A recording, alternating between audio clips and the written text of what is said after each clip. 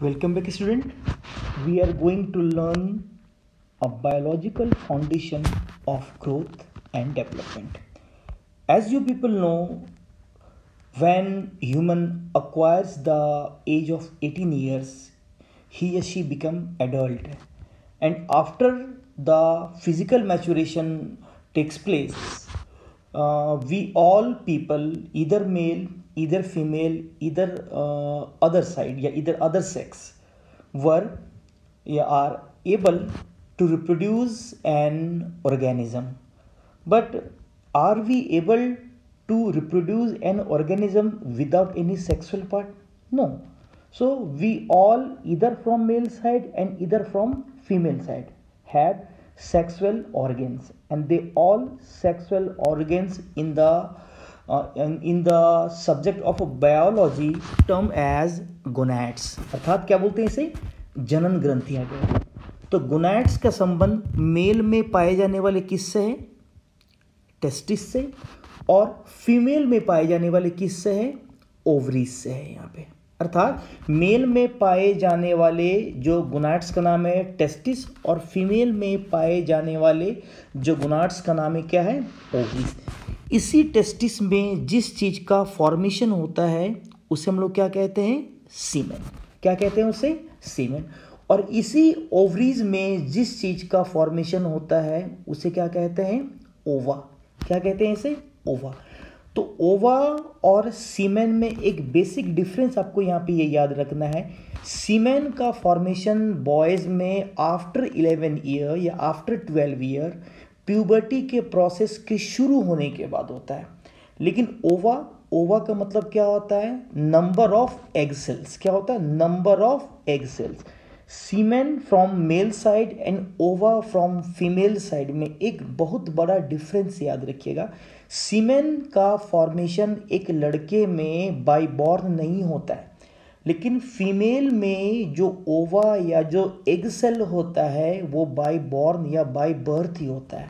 Biology में कहा ही आता है a baby girl born with eggs. तो यहाँ पे एक बहुत बड़ा डिफरेंस आपको क्या याद रखना है कि मेल के बॉडी में सीमेन का फॉर्मेशन आफ्टर 12 और प्यूबर्टी के बाद होता है, लेकिन फीमेल की बॉडी में ओवा जो होता है वो जन्म के साथ ही होता है। और इसी सीमेन का जो एक बहुत इंपॉर्टेंट जो कंपोनेंट होता है बॉयज़ के बॉडी में, उसे क्या बोलते हैं, स्पर्म। क्या बोलते हैं उसे, स्पर्म कहते हैं। और गर्ल्स के बॉडी में जो ओवा होता है उसी ओवा से by the process of ovulation, है ना। ओवा और ओवम में क्या फ़र्क है, ओवा जो है वो एक प्लूरलिस्टिक कंसेप्ट, कई सारे हैं, और by the process of ovulation उससे अगर एक एग बाहर निकलता है तो उसे हम लोग क्या कहते हैं, ओवम। क्या बोलेंगे उसे, ovum. After the process of sexual intercourse, है ना, सेक्सुअल इंटरकोर्स के प्रोसेस के बाद स्पर्म का और ओवम का एक दूसरे के साथ कंजुगेट होना, एक दूसरे के साथ जुड़ना ही क्या कहलाता है, फर्टिलाइजेशन। क्या कहलाता है, निषेचन। क्या कहलाता है, फर्टिलाइजेशन। अर्थात स्पर्म और ओवम का एक दूसरे के साथ आपका जो जुड़ना होता है, जिसे हम लोग बायोलॉजी की भाषा में क्या बोलते हैं, फर्टिलाइजेशन कहते हैं। ये फर्टिलाइजेशन कहाँ पे होता है, फेलोपियन ट्यूब में। कहाँ पे होता है, फेलोपियन ट्यूब में। मैं इस कंसेप्ट को ब्रीफ में दोबारा रिपीट कर रहा हूँ। स्पर्म और ओवम का कंजुगेट होना, जुड़ना, आपस में इनेक्ट होना, टाई अप होना का प्रोसेस बायोलॉजी में क्या कहलाता है, फर्टिलाइजेशन कहलाता है। और यही फर्टिलाइजेशन की शुरुआत कहाँ पे होती है, फेलोपियन ट्यूब में।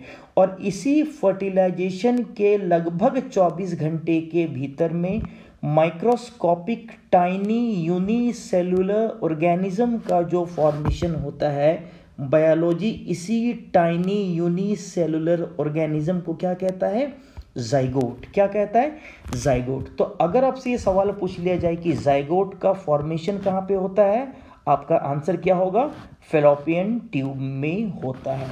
और ट्रूली इसी जाइगोटिक प्रोसेस के फॉर्मेशन के साथ ही in the fallopian tube after the conjugation of sperm and ovum, यही जाइगोट के फॉर्मेशन के साथ ही सबसे इंपॉर्टेंट चीज आपको यहाँ पे ये ध्यान रखनी है कि डेवलपमेंट की शुरुआत इसी जाइगोटिक प्रोसेस के साथ ही होता है। क्या मैंने बताया कि जाइगोटिक प्रोसेस के साथ ही यहाँ पे डेवलपमेंट की शुरुआत हो रही है, और डेवलपमेंट के सिर्फ 4 दिन के बाद, क्या मैंने बताया, डेवलपमेंट के सिर्फ 4 दिन के बाद किस चीज की शुरुआत हो रही है, ग्रोथ की शुरुआत हो रही है।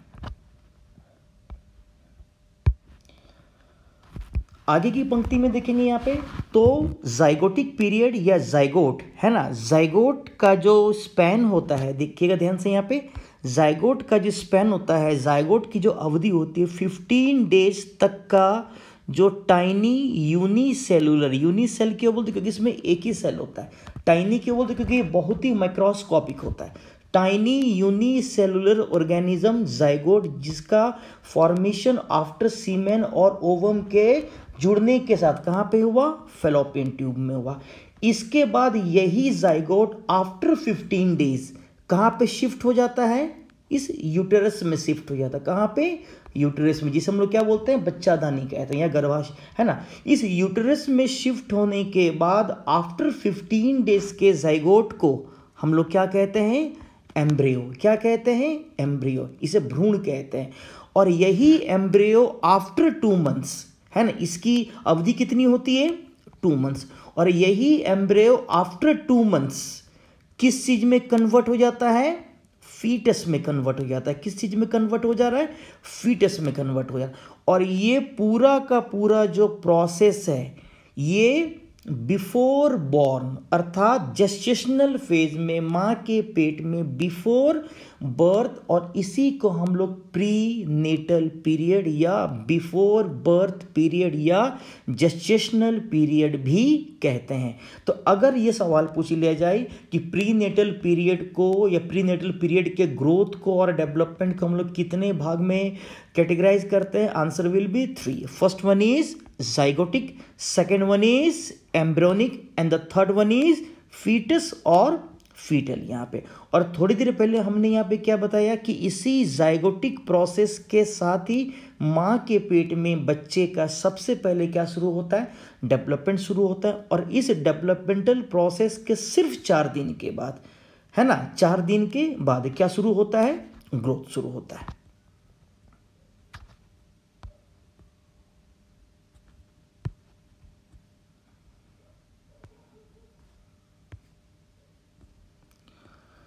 अब इस डायग्राम को ध्यान से देखिए, ये आपको थोड़ा सा कॉम्प्लिकेटेड सा दिख रहा होगा, लेकिन मैं इसे समझा के थोड़ा सा सिंप्लीफाई करने की कोशिश कर रहा हूँ यहाँ पे।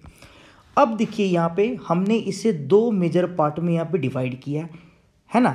इसे हम लोग बोलते हैं, या देखिए इसे हम लोग बोलते हैं प्रीनेटल, और बर्थ के बाद का जो पूरा लाइफ, इसे क्या बोलते हैं हम लोग, पोस्टनेटल। क्या बोलते हैं इसे, पोस्टनेटल। आप ह्यूमन लाइफ को 2 ब्रॉड कैटेगरी में उसके ग्रोथ और डेवलपमेंट के पॉइंट ऑफ व्यू से क्या कर सकते हैं, फर्दर कैटेगराइज कर सकते हैं, है ना। माँ के पेट, माँ के बच्चे का ये क्या बोलते हैं, जाइगोटिक प्रोसेस के बनने के साथ ही टिल 9.5 मंथ तक का जो पीरियड है, that will be prenatal period.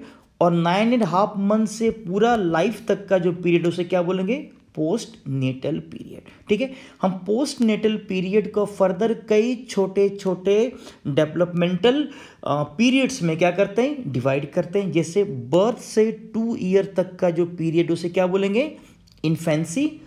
2 to 11 year तक के पीरियड को हम लोग क्या बोलते हैं, चाइल्डहुड। क्या बोलते हैं, चाइल्डहुड। लेकिन इसे कई बार 2 भागों में, कई बार 3 भागों में डिवाइड करते हैं। 2 to 7 ईयर तक का जो एज है, इसे क्या बोलेंगे, early childhood.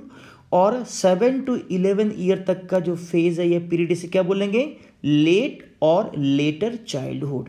11 year to 18 year तक का जो पीरियड है, इसे हम लोग क्या बोलते हैं, एडोलेसेंस अर्थात किशोरावस्था है यहाँ पे। ठीक है, अब यहाँ पे सबसे इंपॉर्टेंट बात जो ध्यान में देने लायक है, वो प्लीज़ ध्यान से सुनिएगा। हमने अभी प्री नेटल पीरियड में हमने यहाँ पे क्या किया कि जाइगोट के बनने के साथ ही फेलोपियन ट्यूब में, है ना, बच्चे के जन्म के पहले माँ के पेट में बच्चे का सबसे पहले क्या शुरू होता है, डेवलपमेंट शुरू होता है। और उस डेवलपमेंटल प्रोसेस के ओनली 4 डेज लेटर क्या शुरू हो रहा है, ग्रोथ शुरू हो रहा है। बेशक यहाँ पे डेवलपमेंट की शुरुआत सबसे पहले हो रही है और ग्रोथ की शुरुआत उसके 4 दिन के बाद हो रही है, फिर भी यहाँ पे सबसे इम्पोर्टेंट चीज़ जो आपको ध्यान रखनी है कि फर्स्ट 11 ईयर तक अर्थात चाइल्डहुड तक, है ना, डेवलपमेंट ज़्यादा दिखता नहीं है, ग्रोथ ज़्यादा दिखता है। ग्रोथ का मतलब क्या है, डेवलपमेंट का मतलब क्या है, हम लोग आने वाले अगले वीडियो में करेंगे। इस वीडियो के माध्यम से सिर्फ ग्रोथ और डेवलपमेंट के प्री नेटल और पोस्ट नेटल बायोलॉजिकल फाउंडेशन को बस समझने की कोशिश करिएगा आप लोग, है ना। बेशक डेवलपमेंट की शुरुआत सबसे पहले होती है, लेकिन 11 साल तक as compare to development growth दिखता ज़्यादा है। अर्थात 11 साल की उम्र तक the rate of growth is more than rate of development. मैंने क्या बताया, फर्स्ट 11 ईयर तक the rate of growth is more than rate of development and after 11 year the rate of development is more than rate of growth. यहां पे क्या बताया गया कि पहले 11 साल की उम्र तक डेवलपमेंट ज़्यादा दिखता नहीं है, ग्रोथ ज़्यादा दिखता है। इसलिए वृद्धि की दर पहले 11 साल तक विकास की दर से ज़्यादा होती है और 11 साल के बाद विकास की दर वृद्धि की दर से ज़्यादा हो जाती है, क्योंकि धीरे धीरे करके ग्रोथ कम होने लगता है। और यहाँ पे देखिए, यहाँ पे नीचे ये जो वॉयलेट कलर का जो यहाँ पे एक हमने कर्व बनाया है, इस वॉयलेट कलर के कर्व से ग्रोथ दिख रहा है और इस ब्लू कलर के कर्व से आपको क्या दिख रहा है, डेवलपमेंट। लेकिन फिर मैंने इसी के नीचे ये दो पैरेलल येलो कलर के हमने कर्व बनाए। ये दो पैरेलल येलो कलर का कर्व क्या दिखा रहा है, ये फिजिकल मैच्योरेशन को दिखा रहा है। ये किस चीज़ को दिखा रहा है, ये फिजिकल मैच्योरेशन को दिखा रहा है। फिजिकल मैच्योरेशन का सीधा सा मतलब याद रखिएगा, फिजिकल मैच्योरेशन का मतलब होता है कि physical growth plus physical development. Physical growth और फिजिकल डेवलपमेंट के कारण हमारी बॉडी में जो नंबर ऑफ जो कॉम्प्लेक्स चेंजेज आता है, हम उन्हीं चेंजेस को क्या बोलते हैं, फिजिकल मैच्योरेशन कहते हैं। अब यहाँ पे कई बार सवाल पूछा जाता है कि फिजिकल मैच्योरेशन की प्रोसेस की शुरुआत कब होती है। फिजिकल मैच्योरेशन का मतलब देखिएगा तो उसकी शुरुआत भी समझ में अपने आप आ जाएंगी। फिजिकल मैच्योरेशन का मतलब है physical growth and physical development. तो फिजिकल ग्रोथ और फिजिकल डेवलपमेंट, इन दोनों प्रोसेसेस की शुरुआत कहीं ना कहीं प्रीनेटल पीरियड से ही हो रही है। तो प्रीनेटल पीरियड से फिजिकल ग्रोथ शुरू हो रहा है, प्रीनेटल पीरियड से फिजिकल डेवलपमेंट शुरू हो रहा है, तो प्रीनेटल पीरियड से ही फिजिकल मैच्योरेशन के प्रोसेस की भी शुरुआत हो रही है।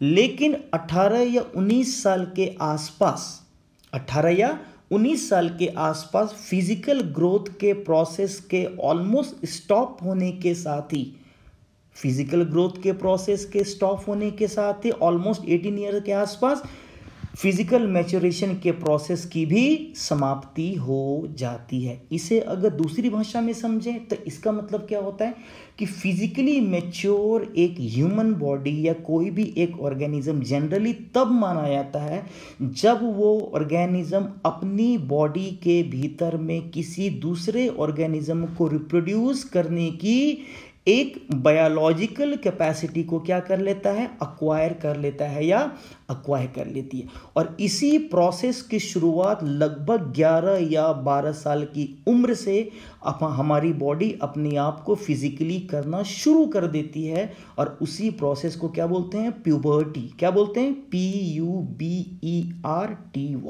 तो यहाँ पे 2-3 बातें मैंने क्या बताई यहाँ पे कि फिजिकल मैच्योरेशन का मतलब physical growth plus physical development.